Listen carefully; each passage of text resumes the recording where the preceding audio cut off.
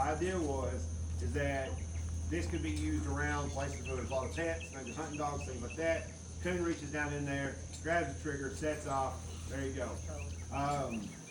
You know, old timers used to take, you know, nails and you put them in a circle inside of a stump, and then, you know, you put something down in there, reach in, and coons are greedy, they don't let stuff go. And that's how they trap baboons and monkeys over in Africa. It was the same setup. The whole thing they get their hand in, but when they grab the food, they can't get their hand out. They go over there and they tie up to them, and that's how they catch monkeys. So coons are the same curiosity and same desire not to let stuff go. This right here, so the thing with this is if you're a kid, you're probably going to want to get a setter for it. And so setters are easy, just a little set of forks basically go right there and allow you to pull this back. Or you can take and have somebody make you one that you set this in and you can crush it down like a can. In fact, before we're done today, I will go up to the building and I'll have somebody go grab it. And I will grab it. It was given to me as a gift, and I was told that anybody wants to design off of it, they can use it, and it's pretty neat. But it looks like an old can crusher. And you can mount it to a four-wheeler or anything like that. You just slide this in there and you just fold it down and it makes it easy. But this right here is simple. And so it's a good thing for kids to start with, and it's relatively inexpensive. Here you go, Tyler. I'm not going to throw it. Listen, I did that one year, and I threw stuff to kids, and it was not great. It was not. The results were minimal. Throwing glass balls of lure to children, yeah, questionable. All right, so what are these? Snares.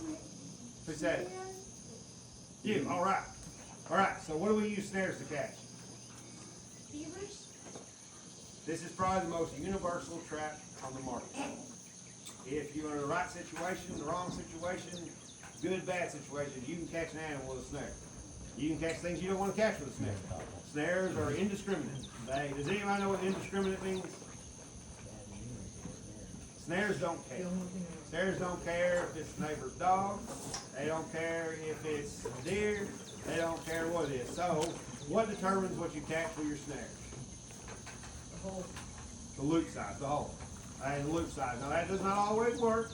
Sometimes you'll make that smaller loop size and you still get there and you have the most random thing you've ever seen in your life. But I have put snares in crawl unders knowing it was going to be a fox or something I caught the next day, and have a big old deer sitting there next day waiting for me to let it loose, and you're like, how did you get through that hole? I caught a cow one time. It was fine. The cow was fine. Farmer didn't care. He laughed about it. The donkey cared. The donkey was mad. I didn't like that donkey. You ever have a guy that has a cattle farm? The office lets you trap him. Ask him if he's got a donkey. If he says yes, tell him no. Say, thank you, no. Your donkey's going to be mean, and you're going to lie and act like it's not going to be mean, but it's going to be mean. And then every time you catch, it's going to stomp into a blood puddle right there. And that's what you're going to get. So, unless you can trap on the other side of the fence, no. But yeah, so snares are great because they are inexpensive. You can carry a whole lot of them, everything, but snares require more respect. That's good. You've got to know exactly what's in your area. You've got to know, do you have guys that run rabbit dogs? If you do, the best thing you can do is call them. Talk to them. Say, hey, I'm setting snares. Carry a pair of wire cutters with you. If you've got a good, respectable guy, they're going to be like, okay, cool. Thank you for telling me. You catch their beagle, they'll do one of two things. They'll let it loose or they'll cut your snare. So that way it can be let loose. You don't kill people's dogs that way. Just know where you're trapping and know what's around, because these are not, a foothold trap is a whole lot easier to let something out of and not have, anything wrong with it. And these are also nice, with catching bobcats, stuff like that, because generally a bobcat is done.